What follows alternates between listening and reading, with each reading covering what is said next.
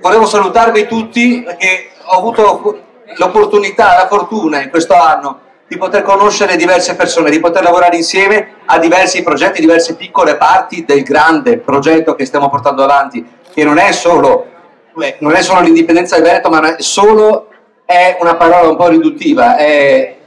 l'insieme di tutti i piccoli passi, di tutte le cose che facciamo quando andiamo a creare un progetto su più larga scala. Noi nella città di Spinea come lavoriamo? Lavoriamo come tutti gli altri, credo, con umiltà,